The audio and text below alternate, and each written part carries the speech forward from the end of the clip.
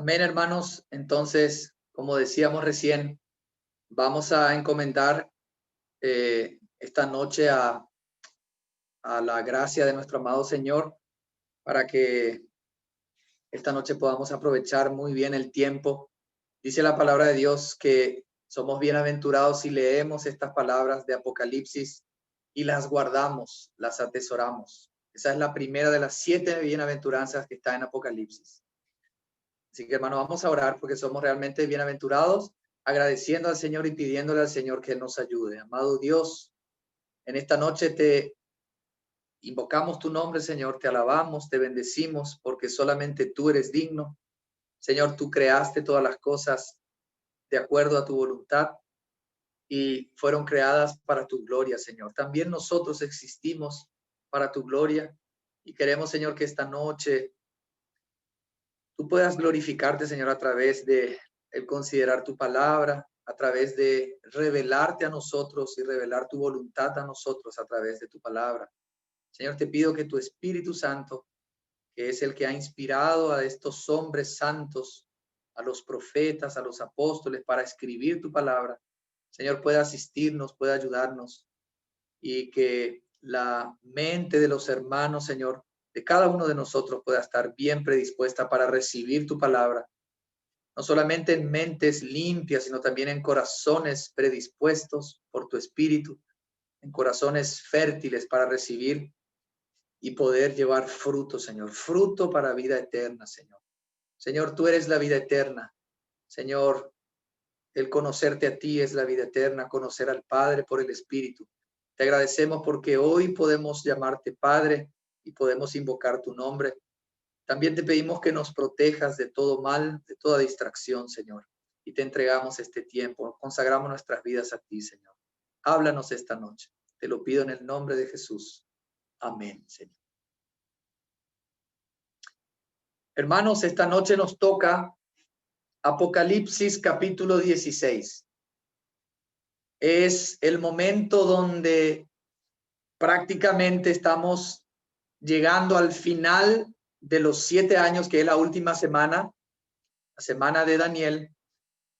Al final de la gran tribulación se consuma la ira de Dios. Pero antes de poder leer esas 7 copas, las plagas postreras, vamos a leer el capítulo 42, algunos versículos de Isaías. Isaías capítulo 42. Voy a leer desde el versículo 8 y 9 para dar una pequeñita introducción a este capítulo, hermanos amados. Dice así en Isaías capítulo 42, verso 8. Yo, Jehová, este es mi nombre. A ningún otro daré mi gloria, ni a los ídolos mi alabanza. He aquí, ya se cumplieron las cosas primeras, y yo anuncio cosas nuevas. Antes que salgan a luz, yo os las haré saber. Amados hermanos, en este pasaje Dios está diciendo que Él es Jehová y que Él no está dispuesto a conceder la gloria que le pertenece solamente a Él, a ningún otro, ni tampoco la alabanza que le pertenece a Él, a ningún ídolo, que son dioses falsos, que no son nada, porque todas las cosas, hermanos, existen para la gloria de Dios, inclusive nosotros. Y Él dice que algunas cosas ya se habían cumplido, pero otras cosas iba a anunciar nuevas, y especifica en estos versículos el Señor que Él es el que anuncia las cosas antes de que salgan a luz. Él nos hace saber esas cosas. Una demostración de que Dios es el Dios verdadero es, amados hermanos, el hecho que Él en su palabra nos ha revelado cosas que van a salir a la luz antes de que salgan a la luz. Ese es un atributo de Dios, la omnisciencia de Dios. Si ustedes, por ejemplo, comparan el capítulo 41, desde el verso 22, el Señor habla, sin embargo, a los ídolos.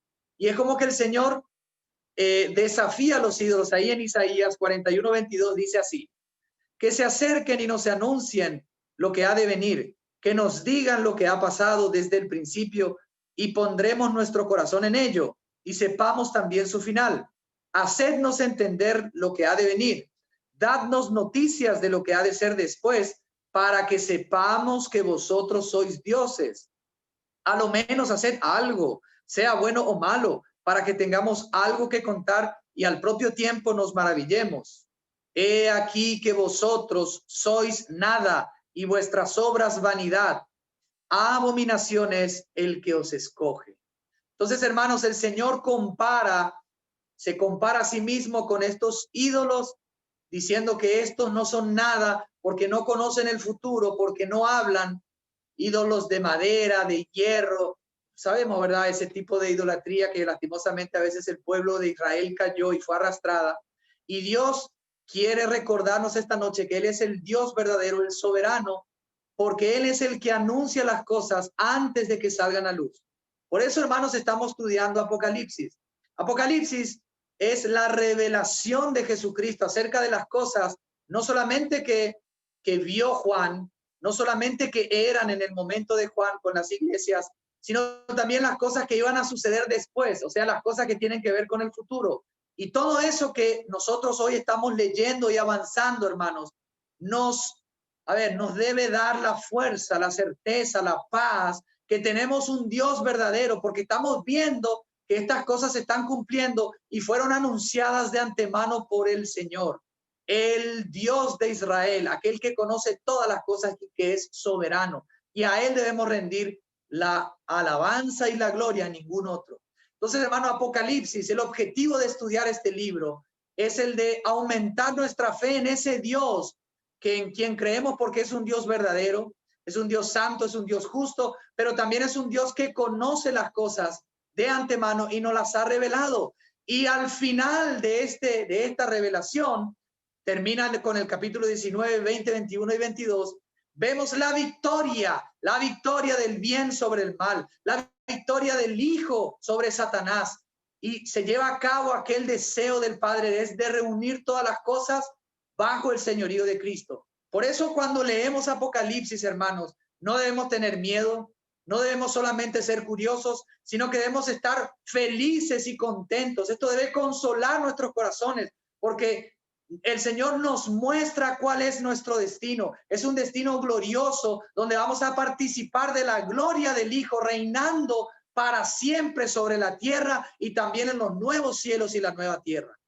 Aleluya, yo quiero decir, hermanos, esta noche para comenzar a introducir este tema muy, pero muy importante, que es el derramamiento de las últimas plagas, que son las 7 copas de la ira. Amén, hermanos. Entonces, habiendo dicho esto, vamos a Apocalipsis 16 y vamos a leer ahí lo referente a las últimas plagas, las postreras, las que consuman la ira de Dios. Hermanos, recordemos, desde el capítulo 4 en adelante hay un preámbulo y en el capítulo 5 ya el Señor Jesús aparece en escena, exaltado y glorificado, se le entrega el libro con los rollos y él empieza a abrir el rollo con los sellos, y él empieza a desatar los sellos. Y cuando llega al séptimo sello, amados hermanos, en el séptimo sello se dejan ver las 7 trompetas.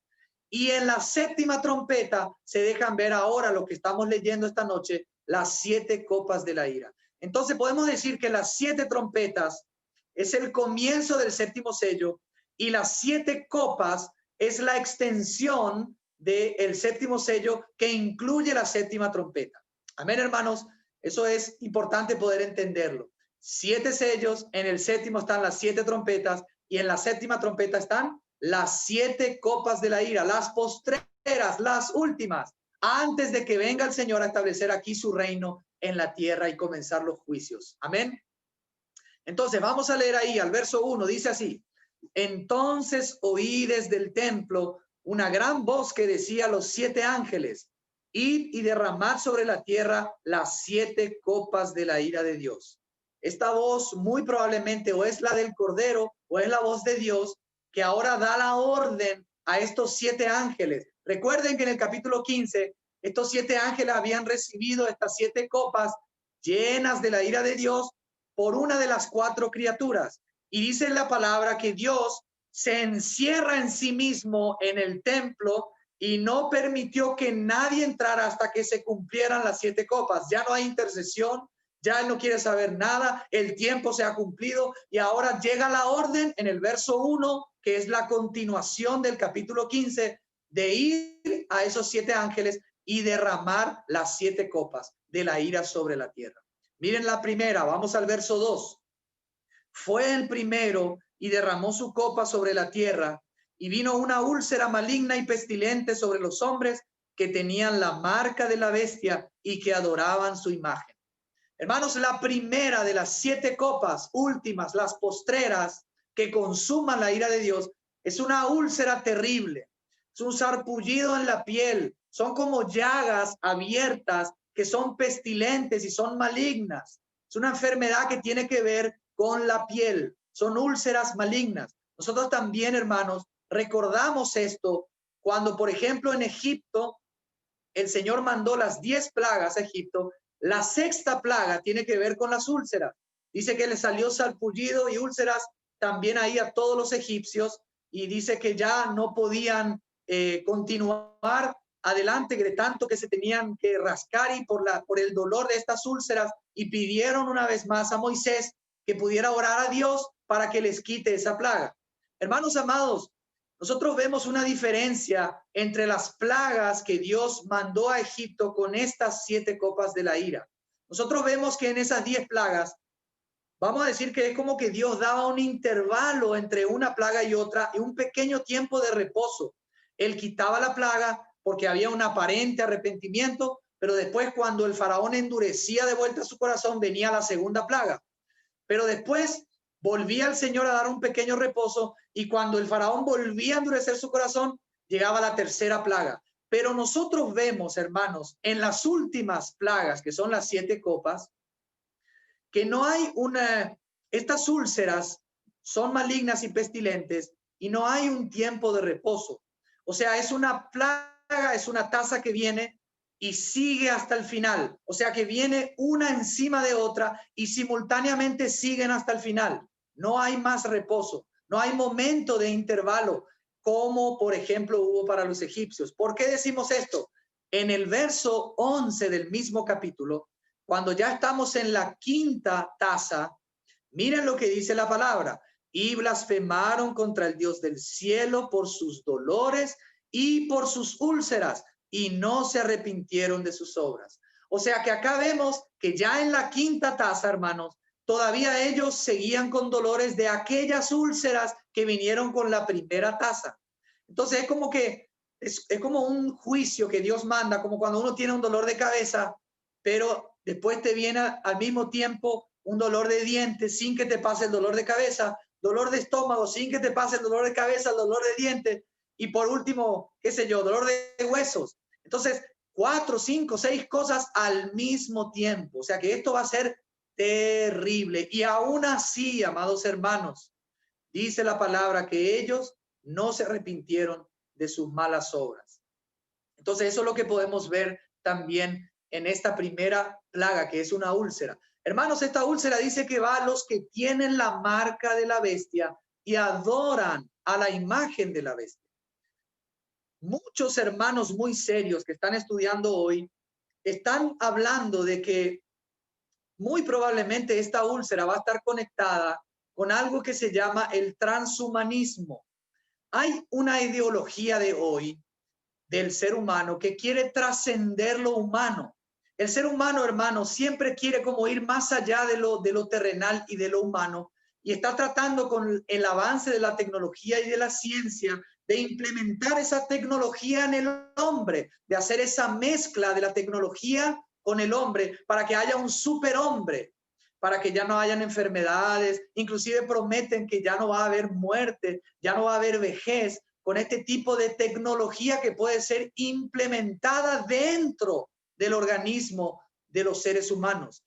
Hermanos amados, en Daniel al capítulo 2, ustedes saben que el último reino, el último imperio que surge, de donde surge el anticristo, es un reino dividido, y hay una mezcla entre el hierro y el barro. Y algunos dicen que ese hierro podría representar la tecnología que quieren mezclar con el barro de donde nosotros venimos, con nuestra genética humana, modificar nuestra genética y hacer de los seres humanos el transhumanismo. Es algo terrible. Muchos hablan del microchip que va a ser injertado en la mano derecha o en la frente. Y hermanos, toda esta tecnología que hoy el ser humano está queriendo injertar en el ser humano, tienen baterías, y esas baterías tienen el litio, algo que se llama litio, que es un líquido que según algunos estudios puede producir úlceras en los seres humanos. Entonces es probable, no sabemos la forma, pero es probable que aquellos que reciban la marca de la bestia estén expuestos a estas radiaciones de estas antenas de los satélites que se están colocando hoy en día y que puedan sufrir por causa de esa tecnología que se mete en el organismo, estas úlceras malignas y pestilentes, o sea, hediondas, van a ser terribles. A lo largo de la historia, hermanos, nosotros hemos visto también otros personajes como Job, por ejemplo, que fue probado con úlceras, y también Dios probó a su pueblo con úlceras. O sea, estas úlceras se van repitiendo y siempre tienen como una índole de prueba o de juicio. Y esta es la primera de las 7 copas postreras. Amén, hermanos. Hermanos, vamos a ver también en esta noche que las trompetas y las copas es como que se asemejan bastante. Solamente en el caso de la primera trompeta, donde es afectada la naturaleza en su tercera parte, digamos que no tiene mucha relación con la primera copa de la ira. Vamos a la segunda copa, versículo 3, hermanos.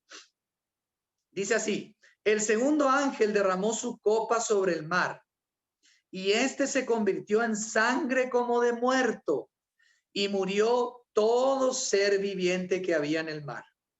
Hermanos, la segunda copa que es derramada, se derrama sobre el mar. Y acá no está hablando de un mar específico, sino yo creo que se refiere al mar en general. Porque, por ejemplo, en el versículo 7 del capítulo 14, la segunda parte, aquel ángel que sale a predicar el evangelio dice: adorad a aquel que hizo el cielo, todo el cielo, la tierra globalmente, y el mar y las fuentes de las aguas. Entonces, cuando habla de mar, muy probablemente se está refiriendo a todas las aguas saladas, a los océanos, a los mares que son salados, y que dice la palabra, se van a convertir en sangre, pero en sangre de muerto. O sea, la sangre de muerto coagulada, o sea, es aún peor que la sangre, es sangre de muerto. Y eso va a contaminar de manera tal el mar o los mares en general, que va a morir todo ser viviente en el mar.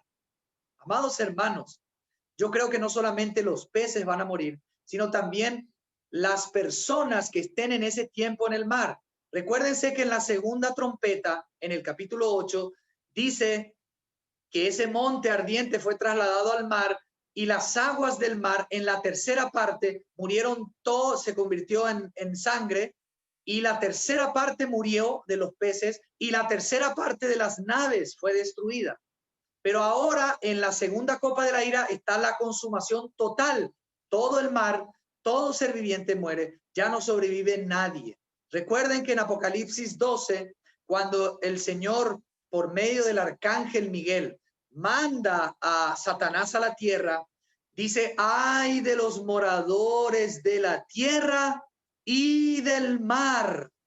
Quiere decir que en el tiempo del fin va a haber también mucha gente, seres humanos que van a estar trabajando en el mar o que van a vivir en el mar, porque algunos hasta inclusive están buscando refugio en el mar, porque conocen y saben de las cosas que van a suceder, no por medio del Señor, sino por medio de Satanás. Así que, hermanos, todo ser viviente del mar es destruido, es aniquilado.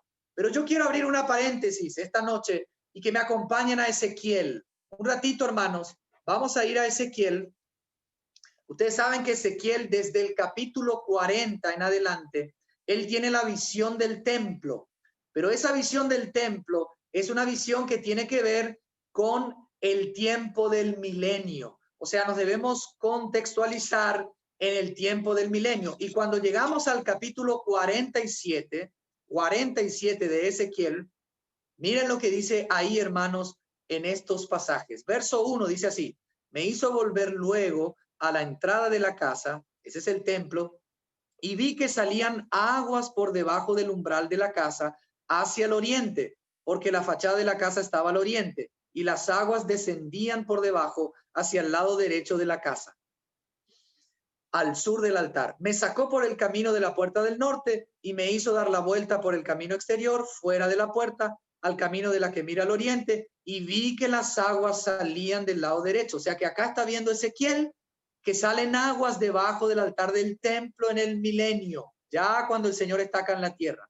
Ahora vamos al versículo 8, vamos a hacer un salto y dice ahí, entonces me dijo, estas aguas salen a la región del oriente, descienden al Arabá y entran en el mar, probablemente el mar muerto. Y al entrar en el mar, las aguas son saneadas. O sea, nosotros acá vemos en el milenio que estas aguas que salen del templo, de la presencia de Dios, que va a reinar en la persona de Jesús, van a salir de ahí, van a bajar por el Arabá, que está al oriente, al sur de Israel, de Jerusalén, y van a llegar al mar y van a sanar las aguas del mar que fueron afectadas en las copas de la ira. Qué tremendo, ¿verdad? Entonces dice al versículo 9, todo ser viviente que nade por donde quiera que entre en estos dos ríos vivirá, y habrá muchísimos peces por haber entrado allá estas aguas, pues serán saneadas. Vivirá todo lo que entre en este río. Amén, hermanos.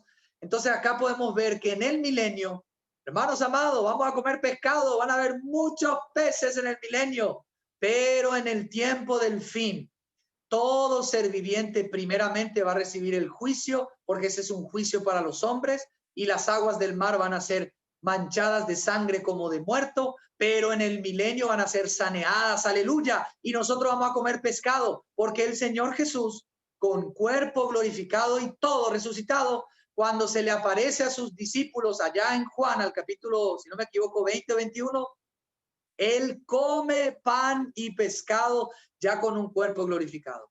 Así que va a haber todavía para comer pescado, amados hermanos, en el milenio. Y esa es una esperanza que nosotros tenemos de la restauración de esta creación que va a ser primero juzgada como juicio para los hombres.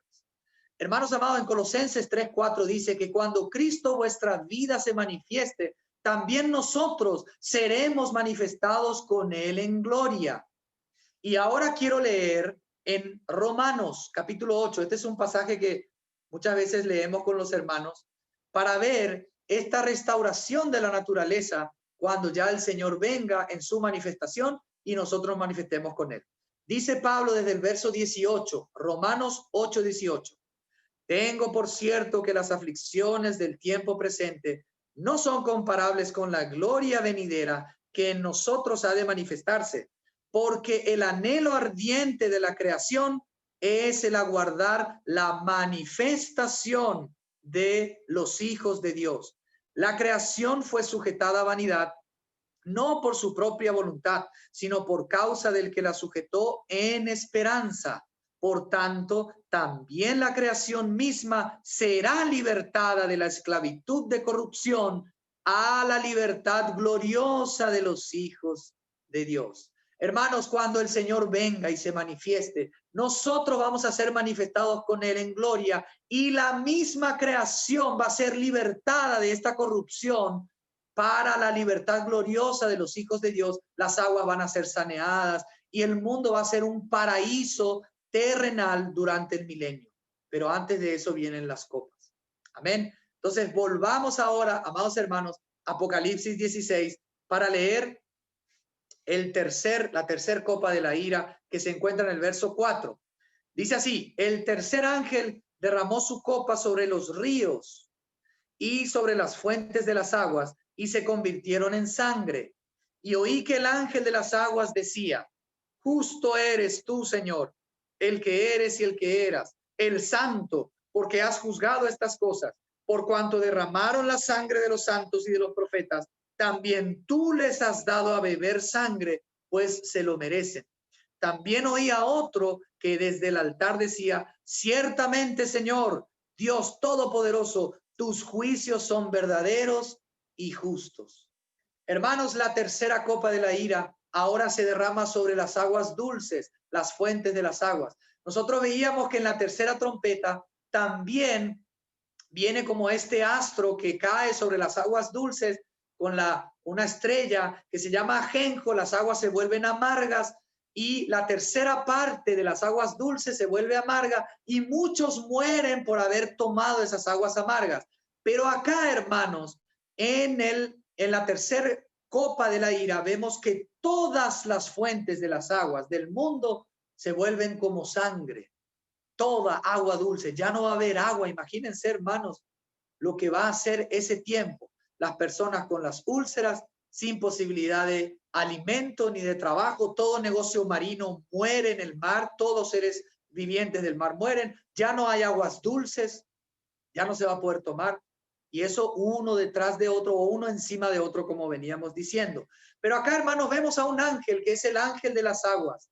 Hermanos amados, el Señor a veces pone a cargo de ciertas partes de la naturaleza ángeles. Por ejemplo, en el capítulo 14 al verso 18, dice que salió del altar otro ángel que tenía poder sobre el fuego. Y en el capítulo 7 dice que habían ángeles que tenían poder sobre los vientos. Y acá dice que hay un ángel que tiene poder sobre las aguas, el ángel de las aguas. Y este ángel que está encargado de las aguas, hermanos, dice, no es que se queja, no se lamenta, no dice, Señor, qué exagerado eres. Dice, no, eres justo. ¿Por qué? Porque ellos también hicieron beber de la ira, de la sangre, mataron a los santos, mataron a la iglesia, mataron a los cristianos, mataron a los profetas, y ahora tú les has hecho beber de esa sangre porque eres justo y ellos se lo merecen. Hermanos amados, no debemos olvidarnos que entre los atributos de Dios, uno de los atributos que Dios quiere dar a conocer es el atributo de su justicia. Dios es un Dios justo. Nada de lo que no hayas pasado por la sangre del Cordero va a recibir perdón y va a tener que pagar la cuenta. Tarde o temprano, hermanos, el Señor va a hacer pagar a aquellas personas que han rechazado el Evangelio, que han obrado mal, porque Dios es un Dios justo y ellos se lo merecen. No es exagerado, es justo y es lento para la ira, grande en misericordia. Pero esa paciencia se acabó acá. Ya terminó la paciencia y el Señor dice, ahora llegó el tiempo de consumar mi ira sobre los moradores de la tierra. Va a ser un tiempo terrible. Y hermanos, hay otro ángel que se escucha la voz que dice, ciertamente, dice, Dios Todopoderoso, tus juicios son verdaderos y justos. O sea que hay una armonía entre los ángeles. Así como cuando en una reunión de iglesia un hermano se levanta y proclama la palabra y otro hermano se levanta y dice amén. Yo también digo amén a lo que dice el hermano y agrega otras palabras. Y esa armonía que está en el ejército celestial de los ángeles, también nosotros podemos aprender en la vida aquí de iglesia en la tierra. Hermano, voy a leer en Romanos. Vamos a Romanos, capítulo 2. Voy a leer unos versículos para que veamos que Dios nos quiere recordar que Él es un Dios justo y que va a manifestar su justicia a través de su ira. Miren lo que dice aquí desde el verso 5. El Señor está hablando de que Él es un Dios justo y que el hombre es culpable. Y el verso 5 dice así, pero por tu dureza y por tu corazón no arrepentido, atesoras para ti mismo ira para el día de la ira y de la revelación del justo juicio de Dios, el cual pagará a cada uno conforme a sus obras. Vida eterna a los que perseverando en hacer el bien buscan gloria, honra e inmortalidad, pero ira y enojo a los que son contenciosos y no obedecen a la verdad, sino que obedecen a la injusticia, tribulación y angustia sobre todo ser humano que hace lo malo, sobre el judío en primer lugar y también sobre el griego. Hermanos, Dios es un Dios justo y es por culpa de la maldad del hombre que estos juicios se van a derramar sobre la tierra. Ahí en el verso 18 del capítulo 1 de Romanos dice que la ira de Dios se revela desde el cielo contra toda impiedad e injusticia de los hombres que detienen con injusticia la verdad. Hermanos, quiero leer otro pasaje en Segunda de Tesalonicenses. Miren lo que dice ahí. Vamos a la segunda carta de Pablo a los tesalonicenses. Desde el verso 6 es el capítulo 1. Capítulo 1, verso 6 dice así. Es justo delante de Dios pagar con tribulación a los que os atribulan, mientras que a vosotros los que sois atribulados, daros reposo junto con nosotros. ¿Cuándo? Cuando se manifieste el Señor Jesús desde el cielo con los ángeles de su poder en llama de fuego para dar retribución a los que no conocieron a Dios ni obedecen el evangelio de nuestro Señor Jesucristo. Estos sufrirán pena eterna perdición, excluidos de la presencia del Señor y de la gloria de su poder, cuando vengan aquel gran día, en aquel día, para ser glorificado en sus santos y ser admirado en todos los que creyeron, y vosotros habéis creído en nuestro testimonio. Aquí Pablo dice por el Espíritu que es justo pagar con tribulación a los que os atribulan y dar reposo a la iglesia. ¿Cuándo vamos a tener el reposo? Cuando Él venga para juzgar, no antes. No dice antes, dice cuando Él venga para juzgar. Hermano, volvamos ahí en Apocalipsis capítulo 16 y vamos a pasar a la cuarta copa de la ira. Amados hermanos, Dios es un Dios justo. Dice el verso 8, el cuarto ángel derramó su copa sobre el sol, al cual le fue permitido quemar a los hombres con fuego. Los hombres fueron quemados con el gran calor y blasfemaron el nombre de Dios, que tiene poder sobre estas plagas, y no se arrepintieron para darle gloria. Hermanos, también en la cuarta trompeta, nosotros vemos del capítulo 8 de Apocalipsis que es dañada el sol, la luna y las estrellas para que no alumbren en la tercera parte del día y de la noche, o sea que también es afectado el sol. Pero acá nosotros vemos que al sol se le da la capacidad de quemar a los hombres con un gran calor. ¿Será que la capa de ozono que está bien extendida ya va a desaparecer del todo y los hombres van a ser directamente quemados por el calor del sol? Va a ser terrible eso, hermanos. Y también eso va a crear seguramente tumores en la piel, encima de las úlceras y encima de la sequía y encima de la sangre y encima de la falta de agua y encima de la falta de comida o sea, va a ser algo terrible. Y no obstante esto, hermanos, no obstante, nosotros vemos que los hombres, en vez de darse cuenta que están recibiendo el juicio de Dios por su culpa, ¿qué hacen? Blasfeman. Amados hermanos, el nombre de Dios lo blasfeman y no se arrepienten para darle gloria. Ay, ay, ay, es terrible, hermanos. ¿A cuánto pueden llegar los hombres? Hermanos amados, vamos a el versículo 10 a leer la quinta taza de la copa de la ira. Dice ahí, el quinto ángel derramó su copa sobre el trono de la bestia y su reino se cubrió de tinieblas. La gente se mordía la lengua por causa del dolor y blasfemaron contra el Dios del cielo por sus dolores y por sus úlceras, y no se arrepintieron de sus obras.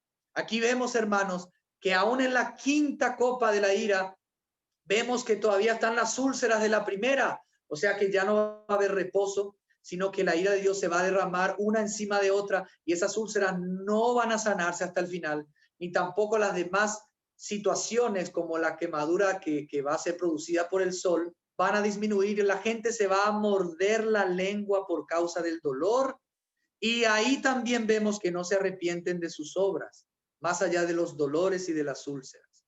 Hermanos, la quinta trompeta, vemos ya en el capítulo 9 de Apocalipsis, que también ahí tiene que ver algo con el anticristo, porque vemos que cae esa estrella del cielo, es lanzado, cae, le es dada la llave del abismo, y cuando abre el abismo, el pozo del abismo, sale ese humo que oscurece el sol. ¿Se acuerdan?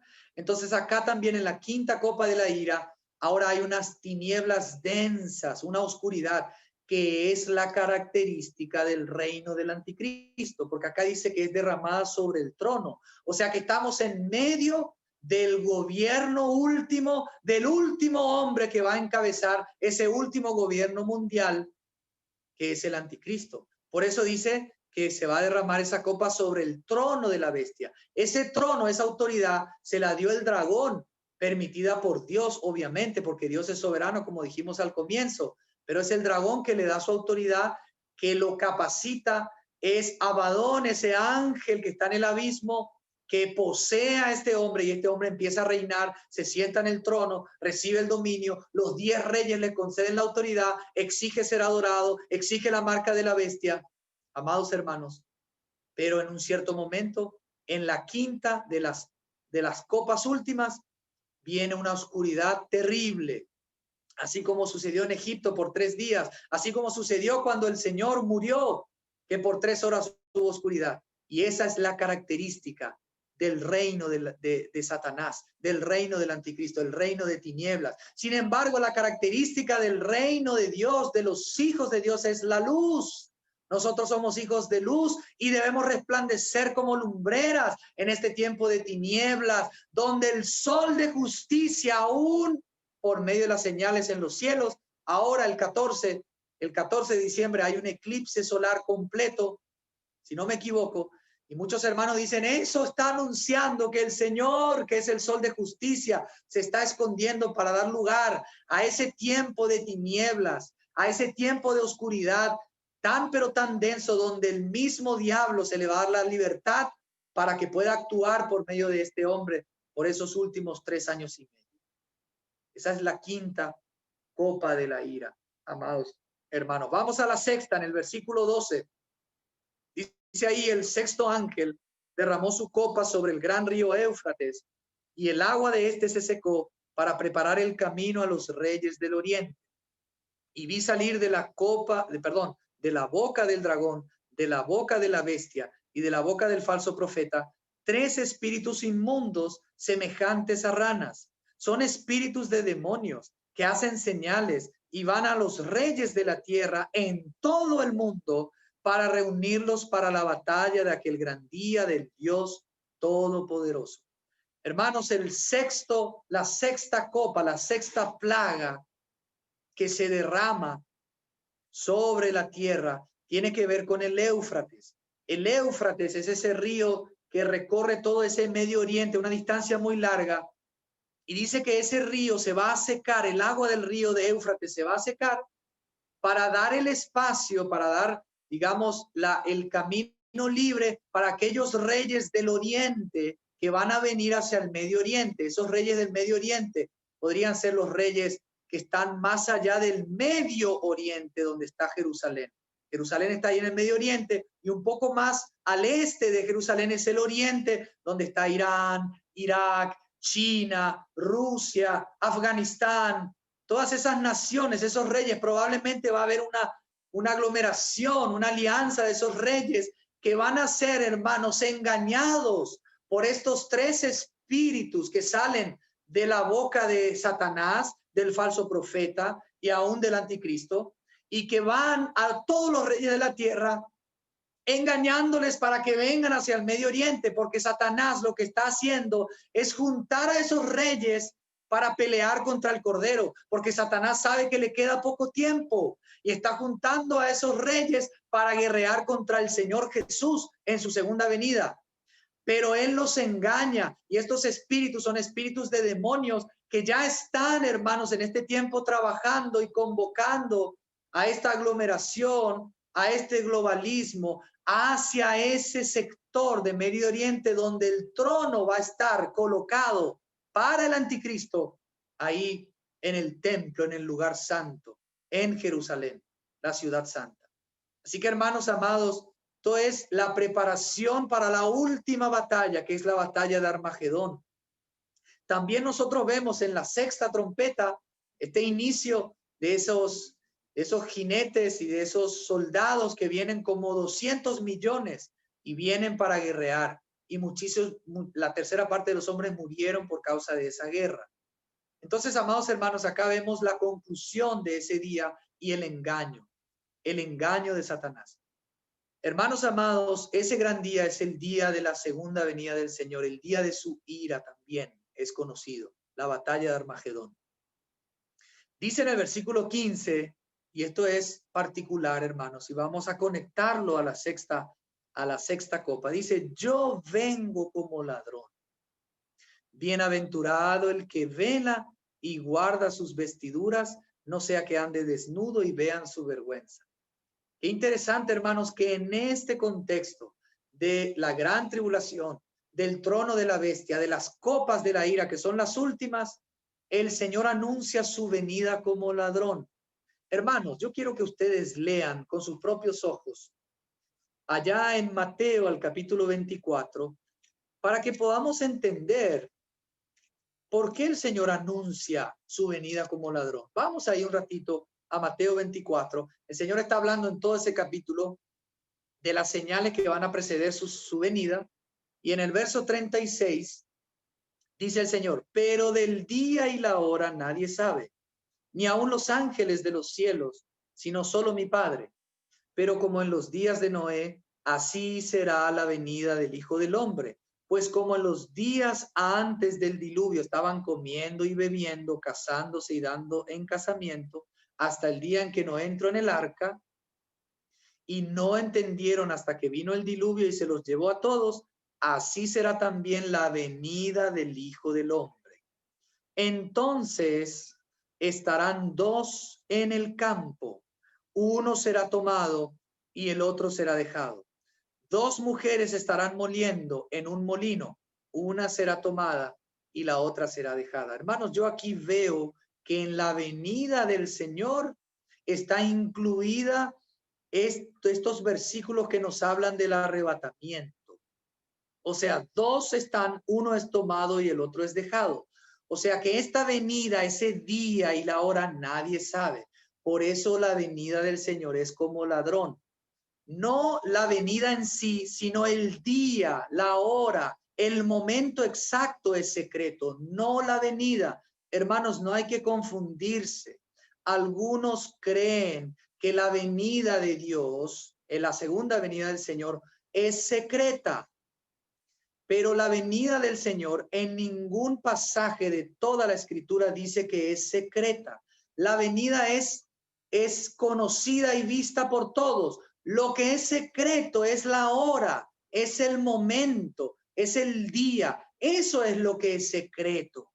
No es que hay una venida secreta para que después haya otra venida donde se da a conocer a todos. Si nosotros vamos un poquito antes ahí en Mateo 24, desde el verso 26, hermanos, desde el verso 25, miren lo que dice.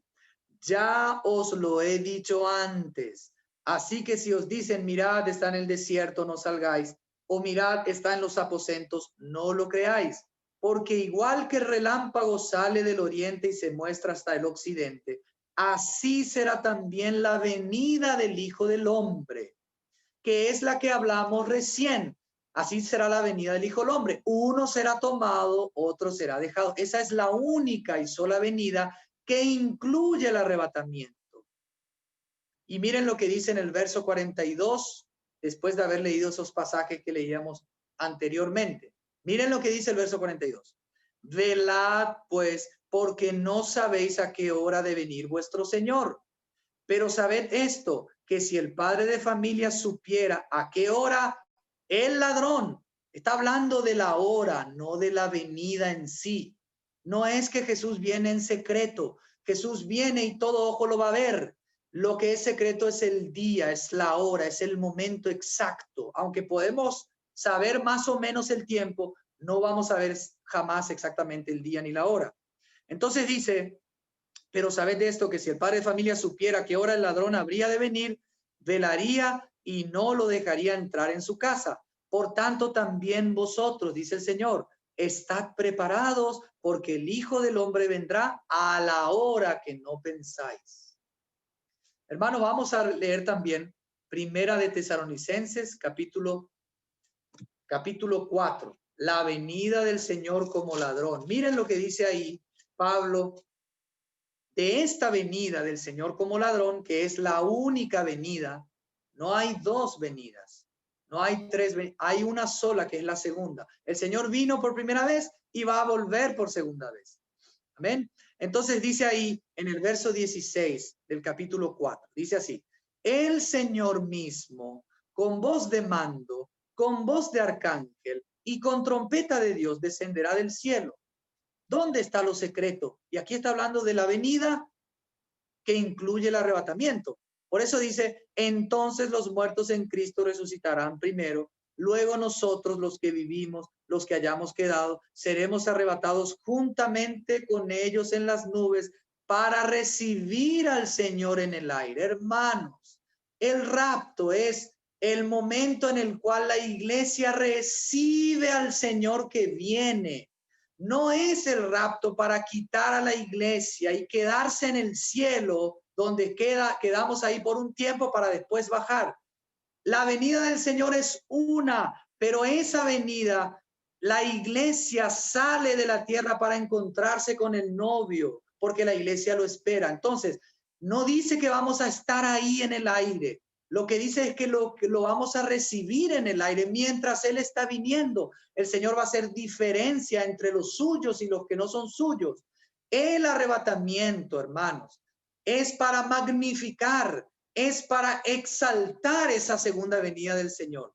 En italiano se dice es la ciliegina sulla torta. O sea, es la cerecita, es la cereza que ya está sobre la torta. La torta es la segunda venida, pero la cereza es el arrebatamiento que embellece aún más esa segunda venida cuando nosotros seremos arrebatados para encontrarnos con Él y recibirlo, recibir al Señor en el aire. Y dice, y así estaremos siempre con el Señor. O sea, ya no va a haber separación, ya no nos vamos a separar nunca más del Señor. Entonces 18 dice, por tanto, alentaos los unos a los otros con estas palabras. Pero miren, hermanos, lo que sigue diciendo Pablo desde el verso 1 del capítulo 5.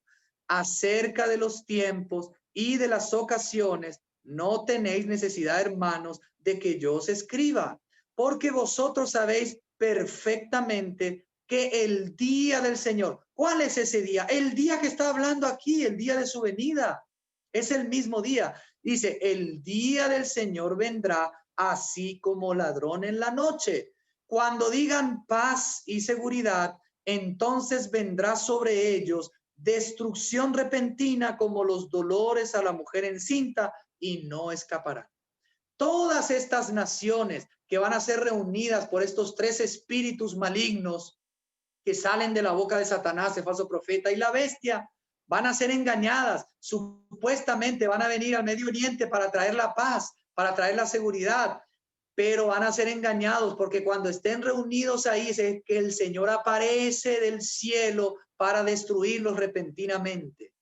Y en esa aparición el Señor arrebata a su iglesia, baja, destruye a sus enemigos y juzga primeramente a su iglesia, después a las naciones, comienza el reino milenial y por último a aquellos que resucitan en la segunda resurrección.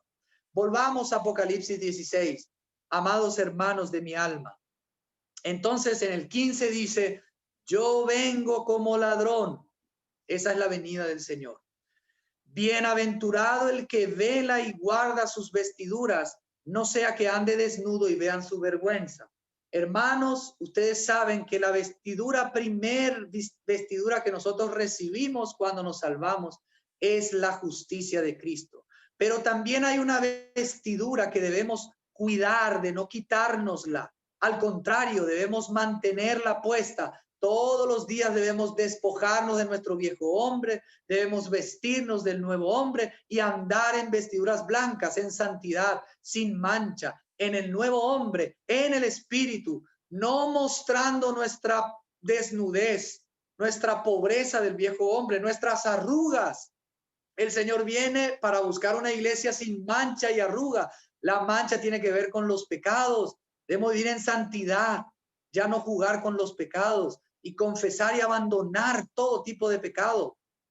Y debemos vivir en el nuevo hombre, en Cristo, en el Espíritu, andar en el Espíritu, vestirnos del Señor. Sin arruga significa que estamos en el nuevo, ya no en el viejo. Y eso es velar y cuidar nuestras vestiduras. Hermanos, qué triste es que a veces estamos desnudos y no nos damos cuenta de nuestra desnudez.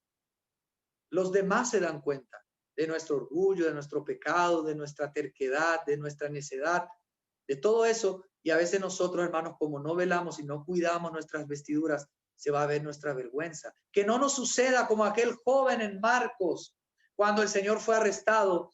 Había un joven que lo estaba siguiendo con una sábana y dice que cuando lo prendieron, él dejó la sábana y corrió desnudo. Que no nos suceda eso, que podamos estar vestidos de Cristo, no satisfacer los deseos de la carne, vivir en santidad, cuidar nuestra salvación, no en el sentido que la podemos perder, sino en el sentido que podemos perder la hermosura de vivir en Cristo. Podemos perder la hermosura de disfrutar de Cristo. Eso se puede perder, la recompensa, el disfrute de la salvación, el gozo de la salvación se puede perder, pero no la salvación. Así que, hermanos, el Señor nos insta en este contexto de las copas de la ira. Dice, velad y guardad sus vestiduras. Bienaventurado el que vela y guarda sus vestiduras, no sea que ande desnudo y vean su vergüenza. Hermanos, esta es la tercer bienaventuranza. Hay 7 bienaventuranzas en Apocalipsis. La primera es bienaventurados los que leen y observan y oyen y observan y atesoran las palabras de esta profecía que están en capítulo 1. La segunda está en el capítulo 14, donde dice, bienaventurados los que mueren en el Señor. De aquí en adelante, dice que reposan y sus obras siguen con ellos. Y esta es la tercera. Bienaventurado el que vela y guarda sus vestiduras, no sea que ande desnudo y vean su vergüenza. Entonces el verso 16 dice, y los reunió en el lugar que en hebreo se llama Armagedón. Ese Armagedón es ese valle que significa el monte de Megiddo, que es ese valle de Jezreel, el valle de Josafat. O sea, tiene varios nombres donde se han cumplido varias batallas y al pie de ese valle hay un monte, por eso se llama el Armagedón. Ese es el lugar donde van a ser reunidas todos esos reyes de todo el mundo y cuando el Señor venga en el capítulo 19 va a destruirlos con la espada de su boca. Ese es el Armagedón, la batalla final. Amén, hermanos, es la sexta copa de la ira. Vamos a la séptima, verso 17, dice así, el séptimo ángel derramó su copa por el aire y salió una gran voz del santuario del cielo desde el trono que decía, ya está hecho. Ay, ay, ay, hermanos, la séptima copa de la ira termina, concluye, se consume la ira de Dios para ya después volver y establecer su reino. Así como cuando el Señor murió en la cruz, tomó del vinagre y gritó diciendo, consumado es. Terminó esa obra tan preciosa en favor de toda la humanidad y entonces entregó su espíritu al Padre. Así también en este momento dice, ya está hecho. Y dice al verso 18, entonces hubo relámpagos, voces, truenos y un gran temblor de tierra, un terremoto tan grande cual no lo hubo jamás desde que los hombres existen sobre la tierra. Este es el último de todos los terremotos que tiene que ser en una escala mayor de, creo que mi señora me decía que hoy lo máximo fue 9.5, 9.7, pero no sé hasta dónde va a llegar la intensidad de este terremoto que va a ser terrible, porque miren lo que va a suceder en este terremoto. Dice, la gran ciudad se dividió en 3 partes y las ciudades de las naciones cayeron. Toda ciudad va a caer, todo muro va a caer. Y la gran ciudad, amados hermanos, muy probablemente se está refiriendo a Babilonia. ¿Por qué digo que es Babilonia? En el capítulo 17, en el verso 18, dice así, y la mujer que has visto es la gran ciudad que reina sobre los reyes de la tierra. Esa Babilonia, que en realidad es Roma, es esa gran ciudad que va a ser dividida en 3 partes. También en el capítulo 14, si queda alguna duda, el verso 8 dice, otro ángel lo siguió diciendo, ha caído Babilonia, la gran ciudad. O sea que Babilonia es llamada la gran ciudad. Algunos dicen que es Jerusalén, pero en realidad Jerusalén es llamada la ciudad santa, no la gran ciudad. Y acá dice, la gran ciudad se dividió en 3 partes y las ciudades de las naciones cayeron. La gran Babilonia, ahí está, vino en memoria delante de Dios para darle el cáliz del vino del ardor de su ira. Toda isla huyó y los montes ya no fueron hallados. Del cielo, ese es el último, vamos a leer el último versículo más tarde. Entonces, hermanos, vemos que este terremoto es de escala mundial. Van a desaparecer todas las naciones, caer. La gran ciudad Babilonia, que es Roma, probablemente va a ser dividida en 3 partes. Ya no van a haber islas, huyeron las islas, los montes ya no fueron hallados. Y entonces ahí hallamos también que en el milenio van a haber montes, o sea que va a haber esa restauración de la creación. Pero aquí con esto se destruye completamente este juicio sobre la tierra. Amén, hermanos, es terrible. Y miren que esta copa primero se derrama por el aire, por el aire. Esta última copa primeramente se derrama por el aire. ¿Por qué por el aire? Vamos un ratito a Efesios, capítulo 2, hermanos. Efesios 2, verso 1, dice así: Él os dio vida a vosotros cuando estabais muertos en vuestros delitos y pecados, en los cuales anduvisteis en otro tiempo, siguiendo la corriente de este mundo, conforme al príncipe de la potestad del aire, el espíritu que ahora opera en los hijos de desobediencia. O sea que el príncipe de la potestad del aire es Satanás, y él está llevando a cabo esa corriente del mundo para ese imperio final donde todos van a adorar al anticristo y a la imagen de la bestia, y la mayoría se va a poner la marca y van a sufrir estas iras de parte de Dios. Por eso la última copa se derrama en el aire. Por si queda algún residuo de algún espíritu maligno, es juzgado primeramente el aspecto espiritual, y entonces también es juzgado el aspecto físico, material en la tierra. Por eso, hermanos, muy probablemente dice que la copa primero va por el aire. Hermanos, vamos al verso 21. No solamente vemos este terrible terremoto, sino que vemos al verso 21: del cielo cayó sobre los hombres un enorme granizo, como el peso de un talento. Algunos dicen de entre 35 a 50 kilos va a pesar este granizo. Terrible. 35 mínimo, 50 también puede llegar a pesar este granizo, como el peso de un talento. Y los hombres blasfemaron contra Dios por la plaga del granizo, porque su plaga fue sumamente grande. Hermanos, este es el estado en el cual va a estar la tierra antes de que el Señor venga. Ya cuando después el Señor viene, entonces juzga de esta manera a todos esos reyes, y ahí comienzan los juicios a la iglesia, a las naciones, y por último a aquellos que van a resucitar para ser lanzados al lago de fuego. Hermanos amados, quiero hacer mención un poquito solamente en Job, al capítulo 38. Job, capítulo 38. Miren lo que el Señor le revela a Job miles de años atrás. El verso 22, el Señor le dice así a Job, después de haber estado en silencio, el Señor le dice así a Job: ¿has penetrado tú hasta los depósitos de la nieve? ¿Has visto los depósitos del granizo que tengo reservados para el tiempo de angustia? ¿Cuál es el tiempo de angustia? La gran tribulación. Para el día de la guerra y de la batalla. ¿Cuál es el día de la guerra y de la batalla? El gran día de su ira, cuando Él venga, la batalla de Armagedón, y destruya por último a sus enemigos, a todos estos reyes que se van a juntar siendo engañados por Satanás. Y entonces aparece el Señor y los liquida a todos. Dice que la sangre va a llegar hasta el freno del caballo por una distancia de 300 kilómetros. Terrible la matanza que va a haber. Y eso es porque se lo merecen. Eso dice la Biblia. Porque Dios es un Dios justo. Amén, hermanos. Hermanos, si vamos a Apocalipsis, voy a leer ahí la séptima trompeta para terminar. Ustedes se van a dar cuenta que la séptima trompeta, Apocalipsis capítulo 11, desde el verso 15, la séptima trompeta incluye las 7 copas de la ira. Y acá en el último versículo de la séptima trompeta, al verso 19, vamos a ver que está la séptima taza de la ira, la última.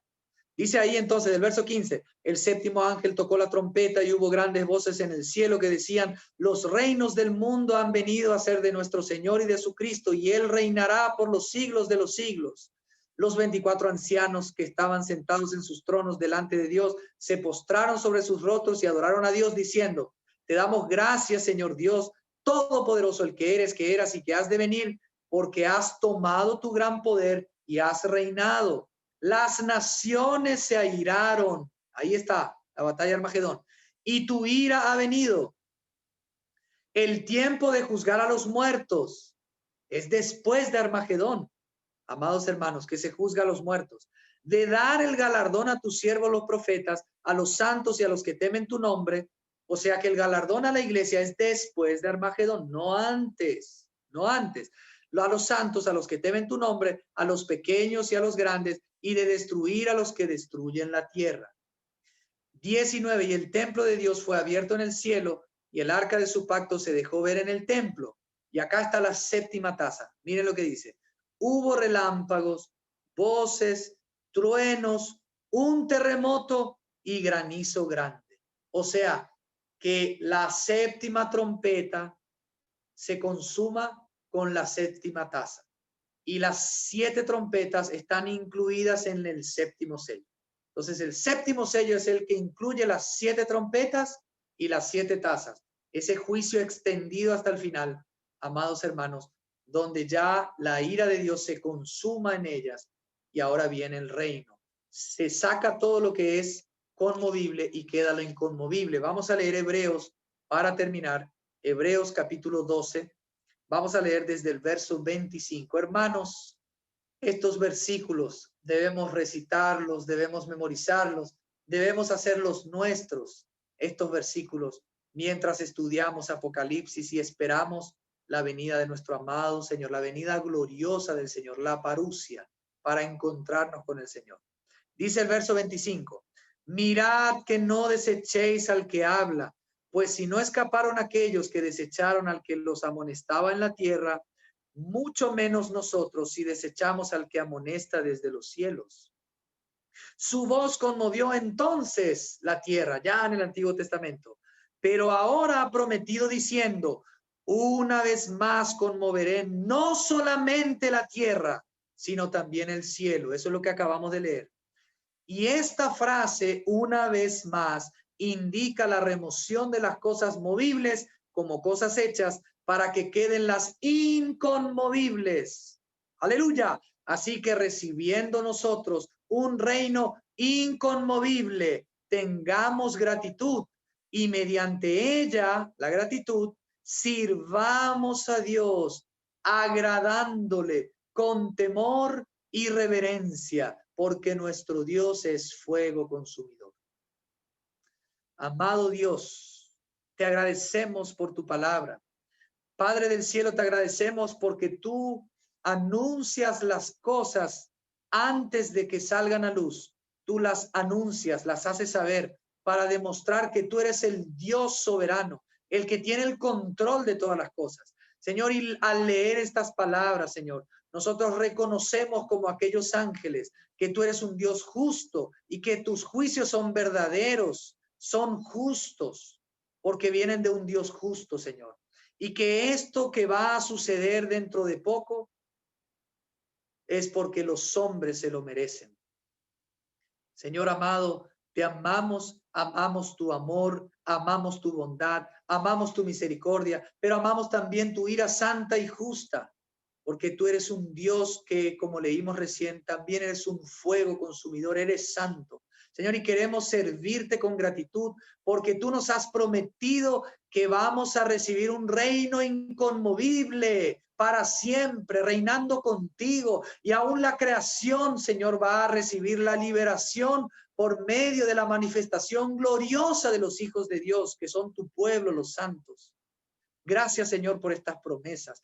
Gracias porque nos has trasladado del reino de las tinieblas a tu reino de luz, Señor, y nos has trasladado para que anunciemos tus virtudes. Señor, ayúdanos en este tiempo a abrir nuestra boca, a anunciar tu palabra, a proclamar tu evangelio, para que la gente pueda, Señor, todavía hoy que hay tiempo, arrepentirse de sus pecados, recibir el perdón de sus pecados, recibirte como el Señor y Salvador de sus vidas, para ser salvos de tu ira para siempre. Señor, gracias porque tú ya eres nuestro Padre, nuestro Señor. Te alabamos y te bendecimos, te esperamos y ansiamos ese tiempo de tu venida donde vas a manifestar tu gloria y tus juicios, Señor, que son verdaderos. En el nombre de Jesús oramos. Amén.